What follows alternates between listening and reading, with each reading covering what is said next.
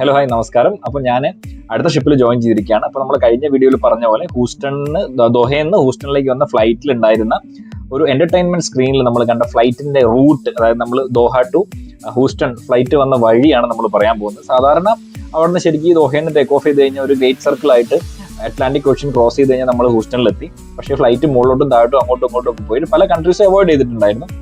Countries പലതും അവരുടെ air സ്പേസിൽ എൻ്റർ ചെയ്യാനുള്ള പെർമിഷൻ ഇല്ലാത്തതുകൊണ്ടായിരിക്കും. എന്നിരുന്നാലും ഫ്ലൈറ്റിന്റെ റൂട്ട് ഞാൻ ഇത്രയും കാലം ശ്രദ്ധിക്കാത്തതുകൊണ്ടായിരിക്കും ഒരു പുതിയൊരു അറിവായിട്ട് എനിക്ക് തോന്നി. ഫ്ലൈറ്റ് നമ്മൾ വിചാരിക്കുന്ന പോലെ ചെറിയൊരു റൂട്ടിലല്ല പോകുന്നത്. അവർ പല ഷോർട്ട് കട്ട്സും അല്ലെങ്കിൽ പല ഷേപ്പിലാണ് ആ റൂട്ട് എന്നുള്ള കാര്യം.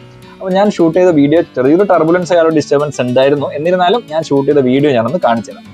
നമ്മൾ നേരത്തെ പറഞ്ഞ പോലെ ഇപ്പോൾ നമ്മൾ നോക്കാൻ പോകുന്നത് ദോഹയിൽ നിന്നും ഫ്ലൈറ്റ് ഹൂസ്റ്റണിലേക്ക് പോകുന്ന റൂട്ടാണ്. അപ്പം ദോഹ എന്ന് പറയുന്നതും നമ്മൾ എല്ലാവർക്കും അറിയാം ഖത്തറിൻ്റെ ഒരു ഖത്തറിലാണ്. ഖത്തറിലെ ഏറ്റവും വലിയ എയർപോർട്ടാണ്. അപ്പോൾ ദോഹയിൽ നിന്നും എടുത്ത് ഡിപ്പാർട്ട് ചെയ്ത ഫ്ലൈറ്റ് ഓൾമോസ്റ്റ് ഒരു പാരലൽ ആയിട്ടുള്ള കോഴ്സിലാണ് പോകുന്നത്.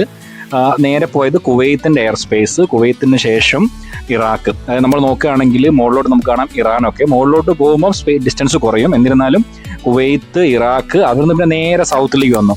അവിടെയുള്ള ജോർജിയ പോലുള്ള രാജ്യങ്ങളുടെ എയർ സ്പേസിലേക്ക് പോവാതെ നേരെ താഴോട്ട് വന്നിട്ട് പിന്നെ തുർക്കി പോലുള്ള രാജ്യങ്ങളുടെ അടുത്തേക്ക് വന്നു. തുർക്കി, പിന്നെ റൊമാനിയ, അതിനുശേഷം പോളണ്ട്, സ്ലോവാക്യയുടെയും പോളണ്ടിന്റെ ഇടയിലൂടെ താഴോട്ടൊന്നും പോയിട്ടില്ല. താഴത്ത് ബാക്കി യൂറോപ്യൻ കൺട്രീസ് നമുക്ക് കാണാം. ചെക്ക് റിപ്പബ്ലിക്കും മാൾട്ടയും ഇറ്റലിയും എല്ലാം അടങ്ങുന്ന താഴെയാണ് യൂറോപ്പിന്റെ അടുത്തെത്തി.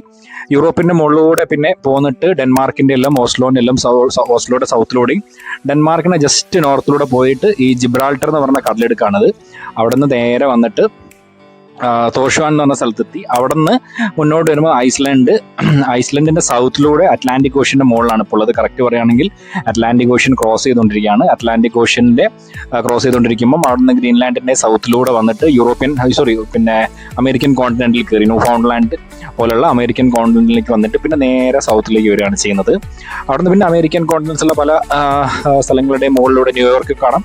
ന്യൂയോർക്കിന്റെ എല്ലാം സൗത്തിലൂടെ വന്നിട്ട് പിന്നെ വീണ്ടും ഒരു പാരലൽ കോഴ്സ് തന്നെ, വീണ്ടും ഒരു പാരലൽ കോസ്റ്റിൽ വെസ്റ്റ് വിർജീനിയയുടെ സൗത്തിലൂടെ, ടെന്നീസിന്റെ എല്ലാം സൗത്തിലൂടെ നേരെ ഹൂസ്റ്റണിലേക്ക് പോയിക്കൊണ്ടിരിക്കുകയാണ് ചെയ്യുന്നത് കാണുന്നത്. അപ്പം നമ്മളിതിൽ നോക്കുമ്പം ഒരു കാര്യം മനസ്സിലാകുന്നത് വെച്ചിട്ടുണ്ടെങ്കിൽ ഇതിന്റെ കോഴ്സ് നമ്മൾക്കറിയാലോ.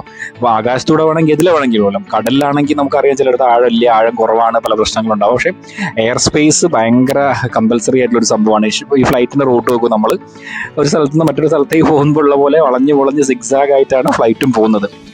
അപ്പോൾ ചുരുക്കി പറഞ്ഞ ആകാശപാതകളിലുള്ള വളവുകളെ പറ്റിയും തിരിവുകളെ പറ്റിയും കുറച്ചുകൂടി നല്ലൊരു അറിവ് ഈ വട്ടത്തെ ഒരു യാത്രയിൽ എനിക്ക് കിട്ടി.